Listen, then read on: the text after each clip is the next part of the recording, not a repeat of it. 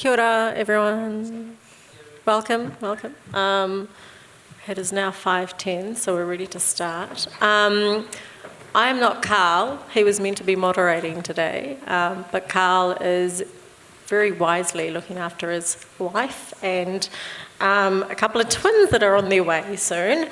And Zoe could also not, unfortunately, couldn't be with us. But I think there's enough knowledge and experience at the table here that we can share with you. Now, I know it's probably a little bit of a heavy subject at 5 o'clock at the end of the first day, but what we'd love is actually, if you've got any questions or comments throughout, rather than leave them to the end, we'd love if you could just, come up to one of the mics there, there's two there, and just join the kōrero. Like for us, it's really important that we're sharing our knowledge, but you can also share with us. And also, after we finish, I want you all to go and continue the kōrero together, with other friends and family, other people who are not here, and there's a lot of people not here, so go and have a chat to everyone. So without further ado, I am Sam Ramlu. I am co-founder of a couple of studios, one which is Method, a creative tech studio based in Tamaki Makaurau, Mighty Eyes, which we've just recently rebranded from Wanderer to Mighty Eyes, and we launched a VR game earlier this year called Wanderer, a VR time travel adventure game, and also finally Mad Carnival, which we set up earlier this year, which is based down in Otepoti in Dunedin, a studio that we set up earlier this year for casual games. And yeah, I'd love our panellists to introduce themselves as well.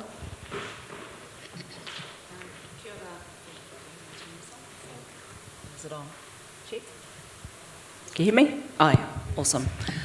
Kia ora koutou, ko maru niho niho tōku ingoa. Ko te whānau apanui tōku iwi. My name is Maru and I'm the Managing Director of Meteor Interactive. So we're an Auckland-based game studio where we make, design and develop computer games. A lot of games that we work on or have worked on are kaupapa Māori or centred around te ao Māori. And one of the bigger games that I've been working on, what feels like forever, is called Guardian Maya, and yeah, that's me. Kia ora tātou, ko Stephen Knightley tōku ingoa, and I'm the Chief Operating Officer at Rocketworks. We're a game studio up in Auckland. But 2.5, 3 years ago is kind of when we opened Rocketworks in Auckland, and we hired like 50, 60 people in like 3 or 4 months. But we kind of used that as an opportunity to adopt a whole bunch of. We did the research and looked into what are all the, on paper, best practices for recruitment and diversity hiring, and kind of had the chance to try to put those in place. And I suppose in particular, we've had a lot of our better results are in things like rainbow diversity, hiring for neurodiversity, and things like working parents, and a few other groups like that. So that's what I can answer questions about. Cool, thank you. So I'm going to try and moderate the panel and also answer questions myself. But the first question, which is kind of a slightly weird one, but I thought this was interesting. Is it still important to talk about diversity? And so the reason I wanted to ask that was, I feel like we've been doing, panels and talks about this over the last few years. Do you both feel it is still important, and why it's still important to talk about it? Maybe a bit hard, but. Absolutely. I think it is a topic which, all affects us in some form or another. So for me, it's sort of like working on the games that we work on. It's really important for us that our team is, okay, so I'll break this into two parts. One is diversity within game development itself, like within working with each other, and diversity in the type of content that we make. How important it is for our team to, at least if you're not Māori, to have a good understanding of te ao Māori. I mean, that is one side of it. In te ao Māori, we have an ecosystem of values that we call tikanga, which is what we work by in our team, which also comes through in our game.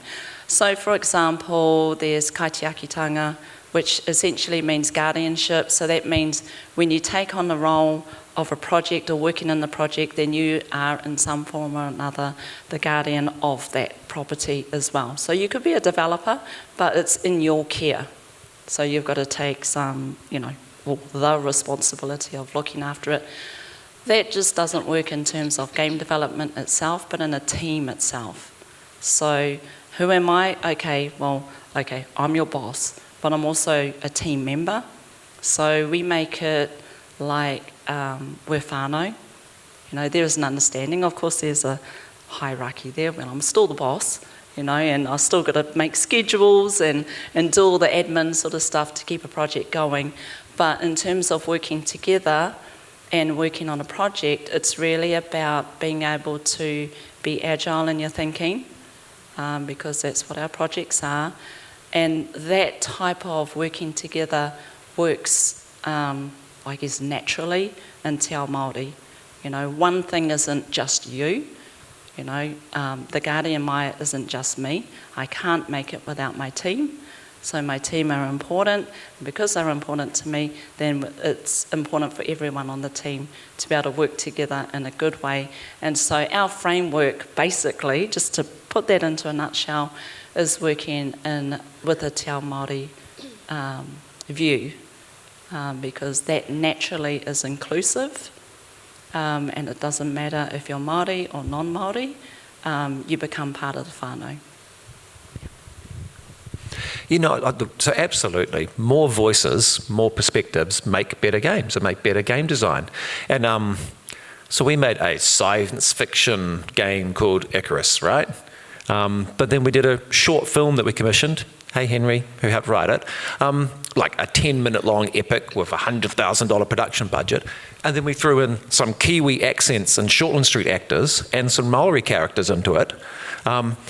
And one that was just accepted within the studio. It was like, sweet, that creative decision makes sense. And then we got really cool feedback from all these international audiences, when that video was hosted on IGN and on PC Gamer and stuff. So, it gave us a point of difference. It gave us a unique voice, and that worked. And then I was even reflecting things like our character creation screen in our game. You can use the male or female voice completely independent from the body type that you have chosen. And again, that decision was just almost a foregone conclusion in the company. We're actually a sponsor of Pride Auckland, like a major sponsor. So, and which is really interesting. So we have a gay CEO, but we also just have I think in our last, we do a diversity survey, I think about 22% of our team identify as rainbow of some form. And just again, that decision, just made sense to the team. And I actually had I had an email come through from someone who said, I'm thinking about buying your game. And I play it a lot with a group of friends of mine who are non-binary and transgender and various things. Can you tell me about your character customization options before I purchase your game on Steam? And it was just really cool that we got to reply to say, yep, you can mix any gender options with anything you want. So, I know it got us some sales. But it's always about the sales. But then to your point, does diversity still matter? Do we still have to make proactive, conscious efforts to include it? Yeah, we do, because the needle has not moved. Yeah. Certainly with gender diversity, the needle has not moved. So I'm on the board of the Game Developers Association. I help look after, we do the annual industry survey. So I think gender participation in the New Zealand games industry, it's still about 20%. 21, 22%, which is about the same as the tech industry in general as well. Look, I used to work in public relations and marketing. It was the opposite. It was 80% female, and then I switched into the games industry. And just when you go from that switch, it's just weird that's what it is. And I'm disappointed that it's not higher, because there's a myth that we say to ourselves is, we also have a whole bunch of creative people in our industry, and therefore that should be more gender diverse. But I think some of those other industries, like even just visual design and even audio, actually turns out they have big gender diversity issues themselves that I hear those industries talking about and putting programs in place for too. I think there are some other forms of diversity where maybe the needle has moved. I do think there's something about gaming that makes us a little bit more inclusive for rainbow communities, something about how identities can be fluid online. Maybe that applies to the real world as well. But gender is just an obviously visible area where the needle really hasn't moved, despite 10 years of panels like this. Yeah, and I was just going to say, I think, the work is never ending, essentially. So it is totally still important to talk about it. It was a very obvious leading question. But I guess the thing is that education never stops, and as long as we can keep talking about it, I think we can make it important, and the day we stop talking about it is hopefully the day when the needle does move, and then there'll be something else to talk about.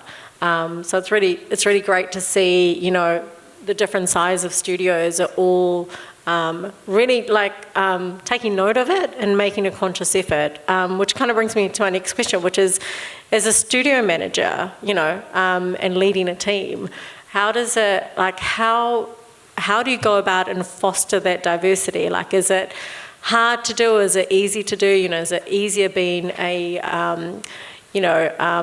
someone who is naturally more diverse, if I can say that, and yeah, how do you tackle that on a day-to-day basis? For me, I guess if you look at me, I'm a woman, and on top of that, I'm a Māori woman. It has not been an easy journey in this industry in general for me, myself, personally, and it wouldn't be for another person of colour, or woman especially. So it has been a struggle, and I've had to fight every single step of the way to get to where I am today. And it's not about, I'm a fighter and I'm so strong and I'm tough and I'm hanging it out. Nothing like that. It's just because this is what I want to do, so I'm just doing it. In terms of thinking about diversity in my team, I don't think about it. I do, but it's just if you're a good person and you can smash what I need you to smash, and I'm going to hire you, I just want you to work with me. I want you to be part of my whānau. You're a team member, your family.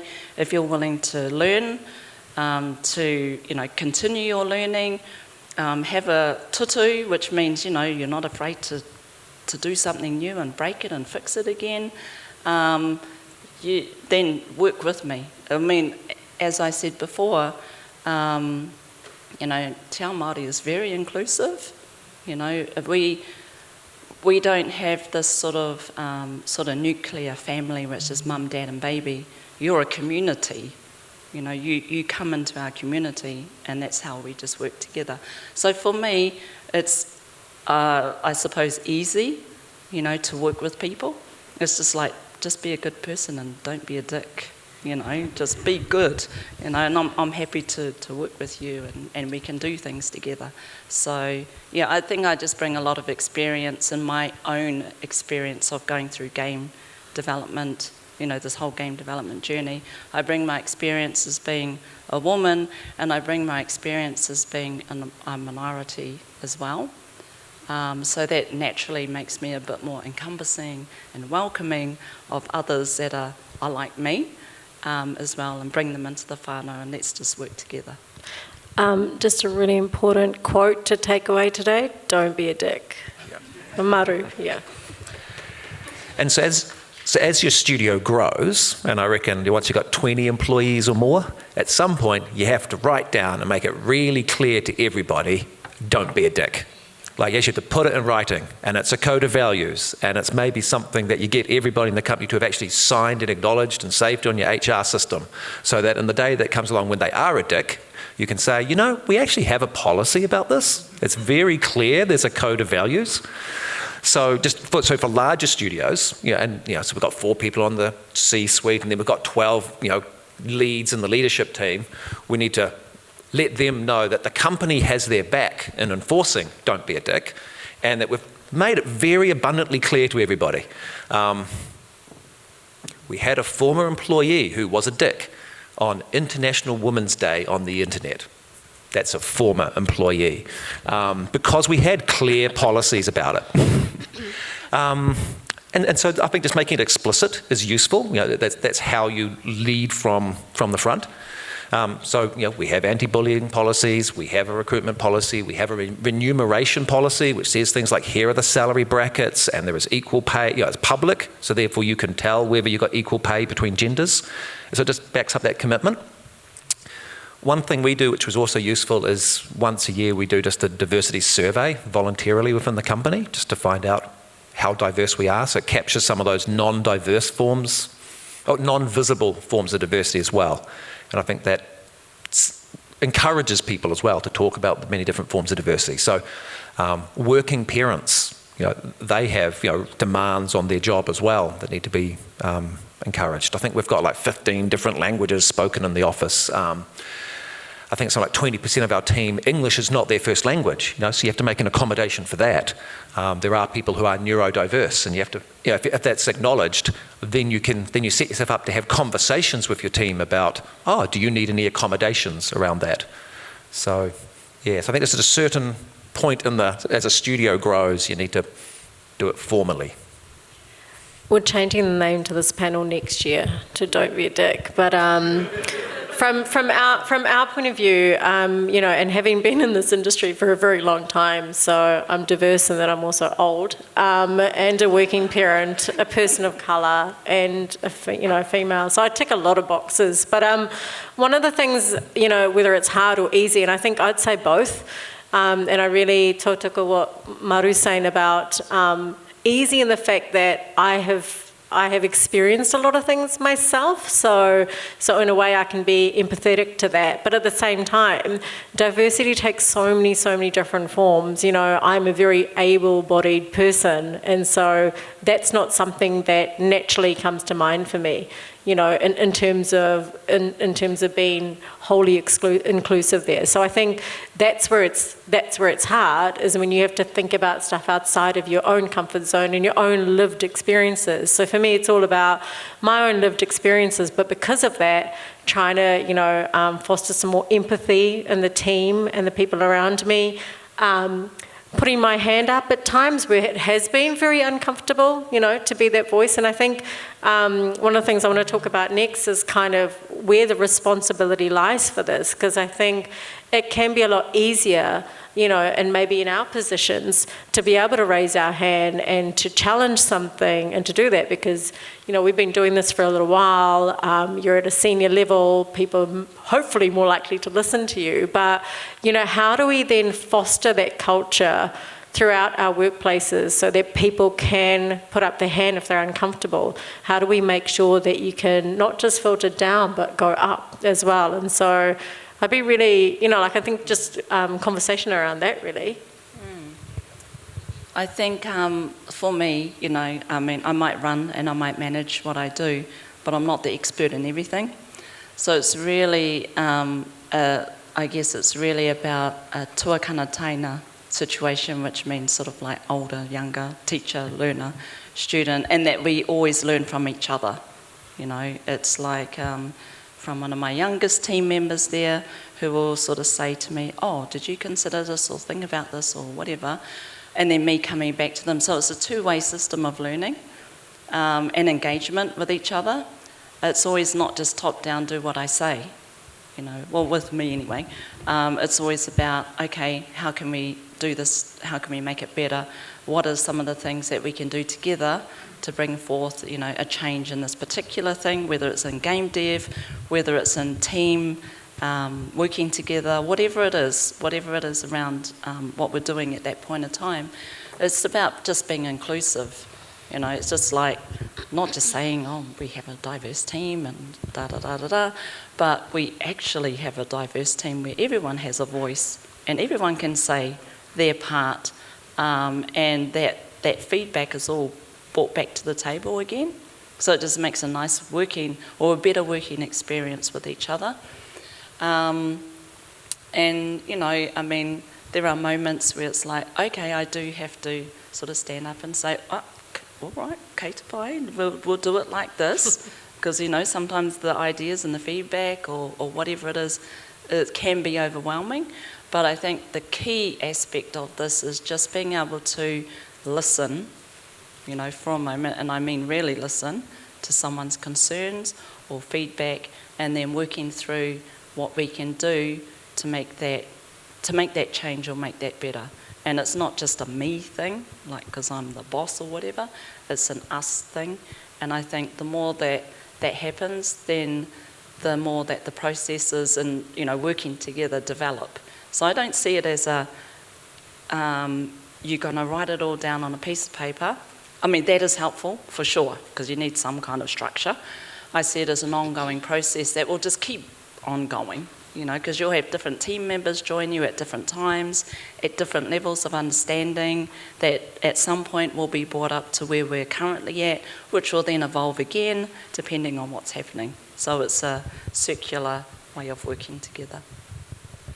And so a great time to seed those conversations and those expectations is day one in the job, during the induction processes, and maybe at your 30-day check-in, because you do all schedule one of those right, and maybe even in the recruitment process or in the contract negotiation process. So we make sure the stuff's included in our induction processes, but then we have a 30-day check-in that, you know, we're lucky to be big enough that we have an HR manager who does that and schedules. But it's interesting what you pick up 30 days into the job. So sometimes there's been a few cases where people have kind of said, okay, I'm here now. Now I'm willing to open up to you to tell you that I have some requests for accommodations. You know, I actually am neurodiverse, or I am having challenges with juggling daycare and childcare and work schedules. And we try to introduce that during the recruitment process, and often in the here's a job offer side of things. But people are very shy about raising some of their requests or accommodations at that point, or even asking. So it's kind of up for us to be a bit proactive about it. So for instance, so we do have a diversity and inclusion plan and a policy. So we actually publish it. It's on our recruitment website. It's on careers.rocketworks.com. So you can download our diversity strategy. So they didn't have to ask for it, but if they were curious and if it was of interest to them, they could self-service it. So that's just one thing we've kind of learnt. Sometimes people are either shy to make those requests, or if we've actually had scheduled it into our policies for induction and for HR follow-ups to check in on those things. And it has uncovered things.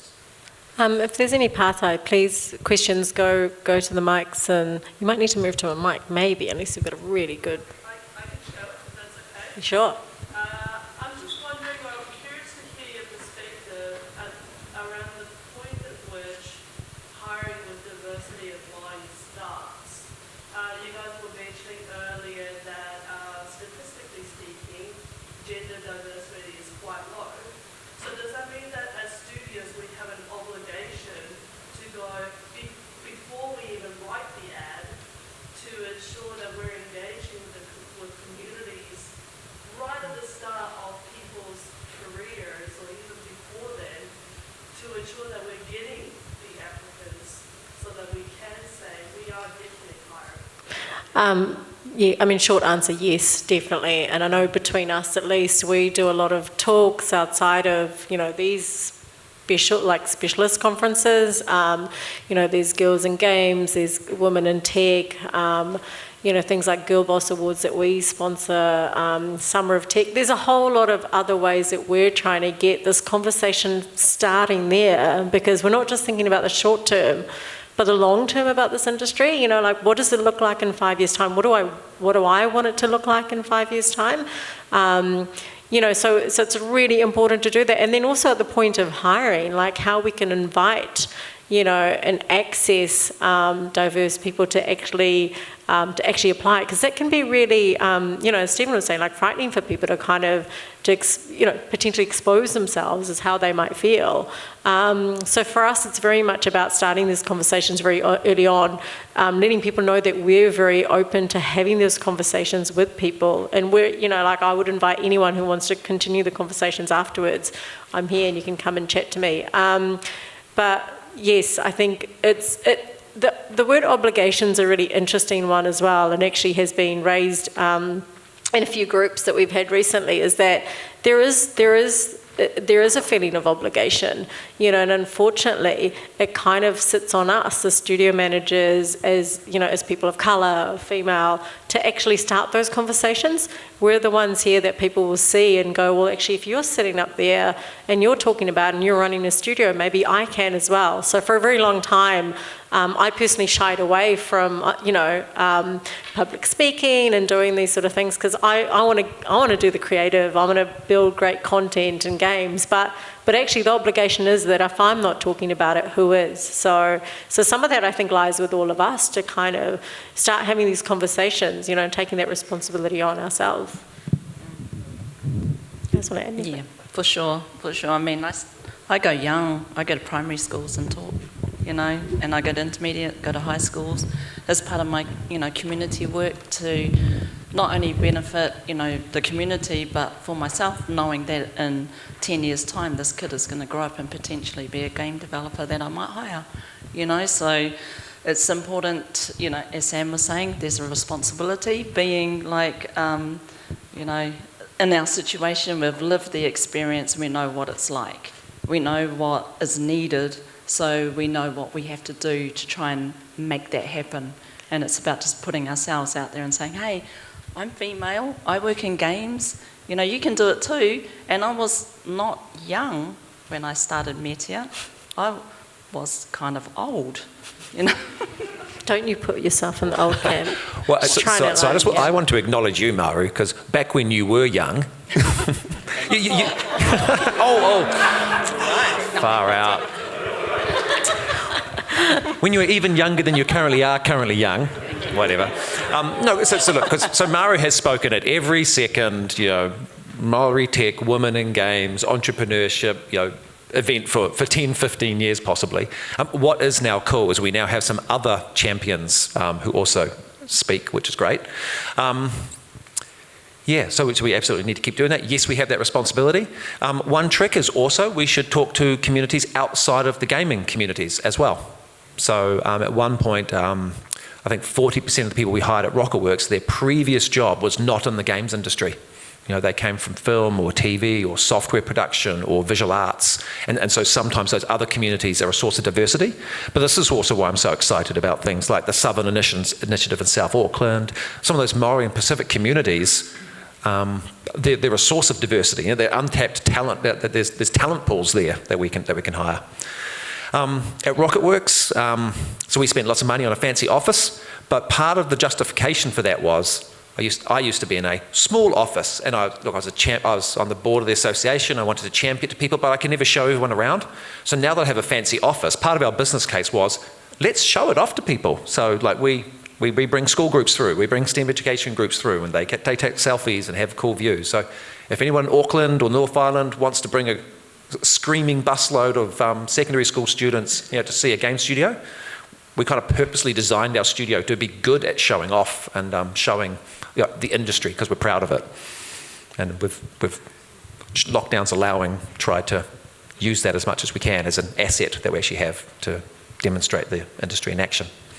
I just want to add one more thing that I think it might have been hard for us, you know, getting through this space. And I think the thing is we're here to help pave that way and make it easier for others. So I think very much for me personally, I feel like, you know, that mentality of, well, I worked hard for it, so everyone has to work hard for it as well, is definitely not something that I'm, you know, keen to foster. It's like, what can we do to make the next generation feel like this is not as hard? Like, actually, I got into the games industry and it wasn't a big deal. What are you guys talking about? Imagine that day when people are like, you know, why do we have the need for this? So I think definitely, and I encourage anyone who can talk to people outside of this space, get out of your comfort zone is something that I encourage as well. Is a lot of times you don't know, you only have your own lived experience, so what can you do to get out of your comfort zone to have that?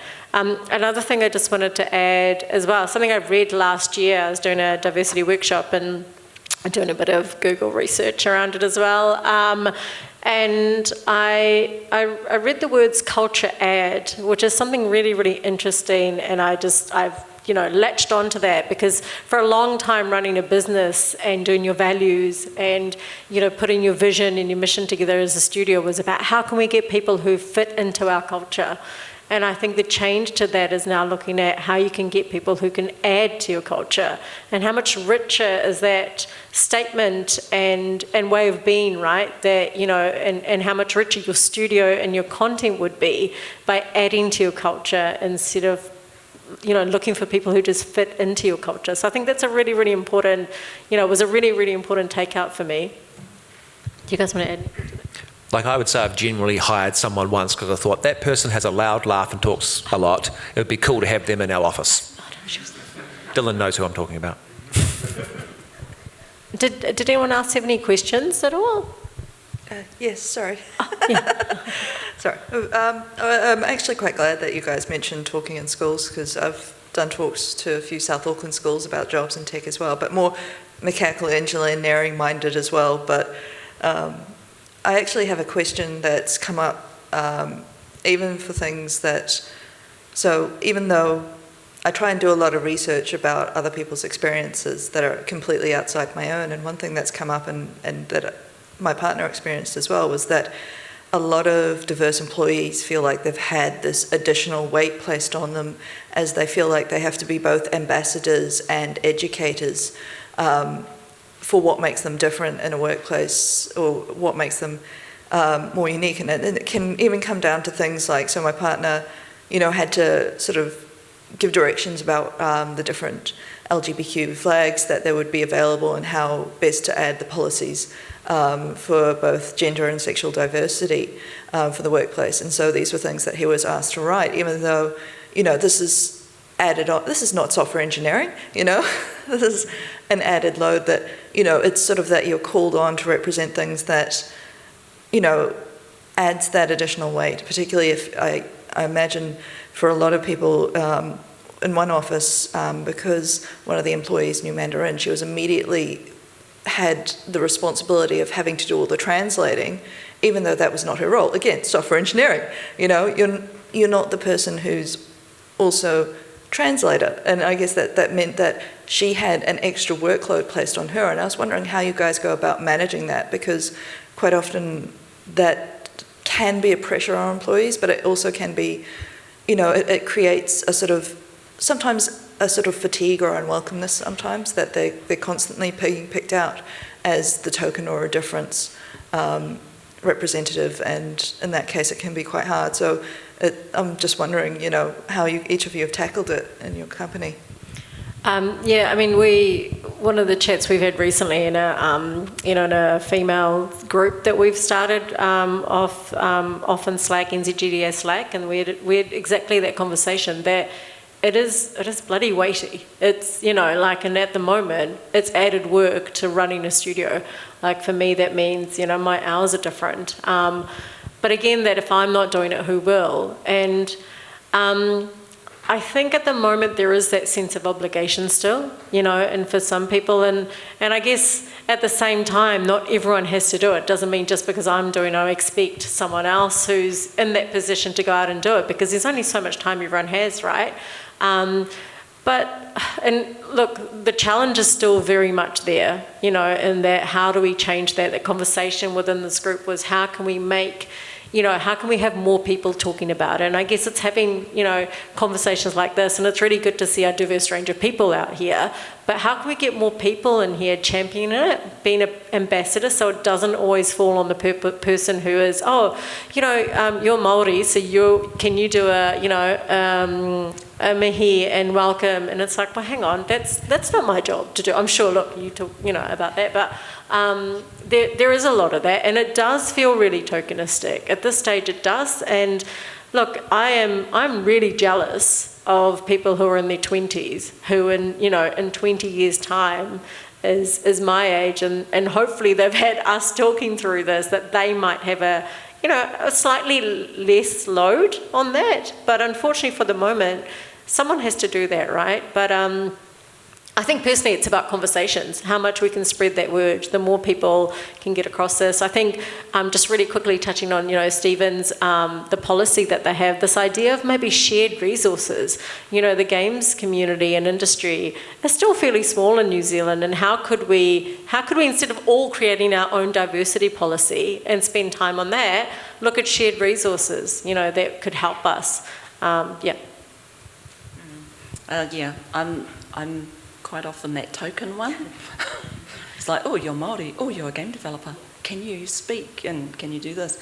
And it is a big responsibility, and the way I see it, it's, I wouldn't call myself the token one, because I know that it's rare for a Māori woman to be in game development, so I will do it, and I will commit the time, and I will do the talks and that, to encourage, not just more Māori or Māori women into games, but anyone, that is interested in the industry. For my team itself, I don't think, that hasn't happened. There hasn't been a responsibility placed on any particular team member to be the token something. And I don't expect that to be placed on any one of the team members to be that person. I think that if it did happen, then it's the conversation. Do you want to do this? Because that person might love to be the ambassador and stand up and say, yep, I'm here and this is what I've got to say and all that. And in that case, I would encourage that. I say, yeah, you go, you do it. But in terms of an expectation to do that, I don't think I would do that, because I know what that's like, and it's hard, and it's time, and it's all that. But I think in general terms, again, it's just lived experience, being a minority in the industry, and of course some of the expectations of being somebody that kind of stands out. Then it's sort of like, I don't expect to put that, then pass that on to somebody else. I think as we move into the future more and diversity eventually becomes a non-topic, because we're just all diverse in what we do anyway, then the need for that won't even be there. So it's just a matter of taking these steps, moving forward into the future, and just naturally building diverse teams.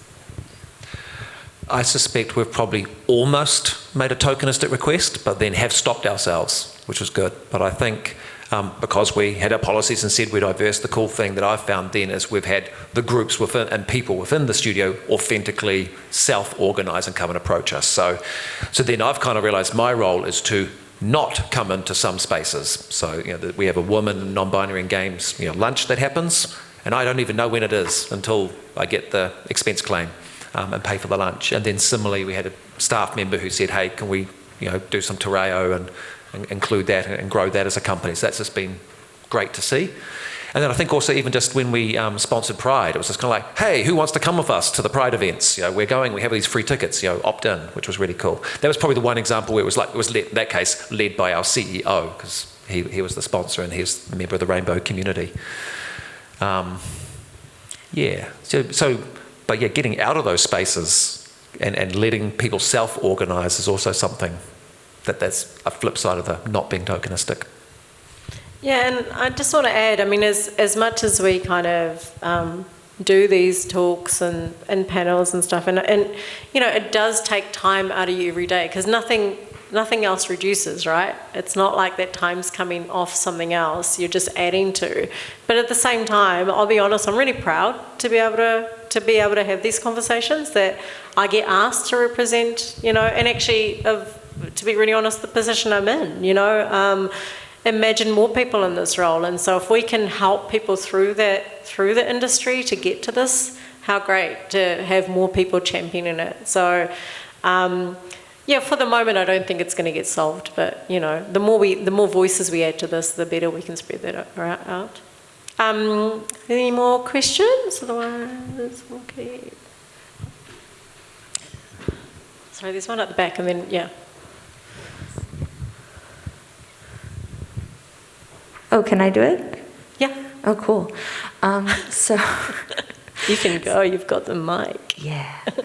So I had just had a question about like hiring policy, and one thing that I've seen when applications come in is often there will be a minority of women or a minority of neurodiversity and so on. But when people do identify as that, would you, in your experience, would you give them a leg up? Would you give them a little bump above the like non-minority applicants? What do you think about that? Am I allowed to admit it? Look, I think what Maru was saying before is it's all about, the most important thing is often who can do the job. You know, as much as we'd love to give everyone a leg up, at the same time, we're running a studio, often a small studio with, you know, not fancy Um, offices, no. But either way, the core business... You have cool offices.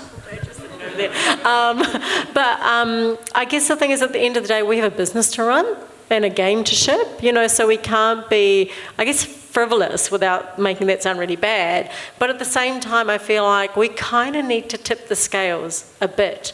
The scales have been tipped in a different favour for a very, very, very long time. And that selfie view of the world and everything built for a certain person in mind has to change. So whether that's 10% or 20%, yeah, sometimes I do tip that scale. If there's someone who's got a very similar application, I will, you know, and it's not necessarily a conscious effort. It's just about making sure that we're being really inclusive. Like I get super excited when I see a female developer application. I'm just like, oh my God. I mean, personally, I look at every single application and read every single cover letter. Cover letter is really important, guys. And every single CV to make sure that the person can do the role. Then I start looking at the other qualities. But look, I mean, I'm not, you know, ashamed to say that I feel like for a little while we're going to have to tip the scales a certain way to get it, you know, truly equal. Yeah. Please agree with me, otherwise. No, I agree. It does, you know, the first thing you look for is the skill, experience, and then, you know, whatever after that. It's sort of like, but it's also, you know, to me it's like, oh, what's the point of difference? You know, how can this, you know, this could, you know, really be an important part of a particular game or something that we're working on to bring through a really different viewpoint, which is different from my own personally, or different to Te Ao Māori even. You know, it could be something that's quite complementary, a skill set that, you know, in terms of, okay, game dev might be like, oh, okay, I'm junior, you know, but, you know, there's this other, you know, skill that may be relevant in some form or another, or diverse in one form or another that could actually outweigh or balance, I should say, you know, maybe a lack of skill in this part, but then something on top of that, and it sort of will balance it out. Then, you know, I'll be like, actually, I think this could work. And you really only know when you interview, you know, when you have a conversation, you know, you sort of sit there and you're face to face, you know, eye-to-eye questions, you know, come out, conversation starts. You really get to know someone by having a good conversation with them. Well, know them a bit better than just fill out this form and tick boxes or whatever. It's just by having a, you know, a talk and a conversation with them. And then it's a good opportunity for the other person to think about whether they actually want to work with you as well, you know, because they might find that, well, she's not as nice as what I thought she was, or something like that. And then, you know, so it's the opportunity to really sit down face to face and have a good talk about the role, who you are, what do you want to do, what are your aspirations, where do you see yourself in 5 years' time, how can you contribute to a project or to the team. So it all kind of depends on a bunch of stuff. Yeah, and that's a good point about the recruitment process. Sometimes the candidates are interviewing you, the employer, you know, which is ideal. In that recruitment process, you know, there's kind of shortlisting, and then there's consideration, and then there might be an interview. So yeah, the consideration at the interview is definitely about the skills, but I reckon at the shortlisting, you know, possibly diverse people and gender diverse people may have an advantage. You'll actually look twice at them. So I've heard it said one of the best practices for recruitment is to do blind recruitment. And so we use HR software called Bamboo HR, and it's got a coming soon feature which is blind recruitment, where it hides the name and it hides the gender. and this is a recommended best practice for diversity hiring in the tech industry. But actually, we switch it off, and if there's a female name, we would look twice, because of the pipeline, probably only 15 or 20% of all applicants, if we're lucky, probably actually are female. So we actually are going to look at them twice, to be honest. They probably do have, a female name probably does have an unfair advantage at the shortlisting phase, but then the consideration phase is still based on skills and culture fit and all those things. So I think that's the reality check on it. Yeah, and I was just going to say also, I mean, very much the interview process, because I think what you see written down is, you know, it's only ever what's in front of you. So it's not the be all and end all, really. So often someone has all the skills, but then you catch up with them, and you catch up with someone who's potentially a bit more junior, but actually you can see how much they would add to your business, you know. And there's a really good, I can't remember the link, but it's a site that was done by a university or a study about checking your biases. I mean, it's in a really, really interesting exercise to go through yourself, because it essentially just asks you some very quick questions and you make a very quick decision. But I think for everyone to do that, for people who also think they are maybe wholly inclusive, you know, is for everyone to go through and run through something like that. Because I think the blind, you know, resume thing is just an interesting concept, because I always personally was like, oh, I feel like I'm giving everyone the same, you know, time of day, but are you really? So I think things like that really help. And sorry, you had a question as well, because I think we're running out of time. Yeah. No, we can take your one, and then we're running out of time. Yeah. Yeah, it might just cause a conversation, I don't know. I've always said that diversity, the issue the gaming industry has had with diversity was societal. Back in like the 80s, Nintendo started advertising games for boys, and then those boys grew up and made games for boys, and then so on till we are here today. So what are we doing with games themselves to make them more diverse and encourage the diversity to come back? It's a great point. I mean, Game Boy in itself, right? And a lot of games are around that. And actually, one of the questions I had was around content creation. And you know, does having a diverse team help with that? But I think it's everyone's responsibility now in making games to look at the audience you're feeding. And part of this is that, you know, sometimes you have conversations that, you know, for us in particular in the VR space, oh, but mostly men are playing VR. Yes, but is it because most content is made for men? You know, so starting to switch that around, going, if we had content that was more, you know, more inclusive, would that change the skew on the audience? Because I think a lot of this is very skewed, right, to certain types of content. So for us personally, when we're looking at content, you know, I've grown up with media that had a very certain point of view. You know, the key characters looked a certain way. I never saw myself in a lot of that, you know. And so for us, it's about, with me, my son growing up, how can he start seeing himself in a lot of this content? How can people around him see themselves in this content rather than feeling like they have to change the default character in something? You guys might want to add something, and then I'm working on it, doing my little part in what I do, you know, not just in my team and the way I work with my team and the way I develop games, but actually the game content itself.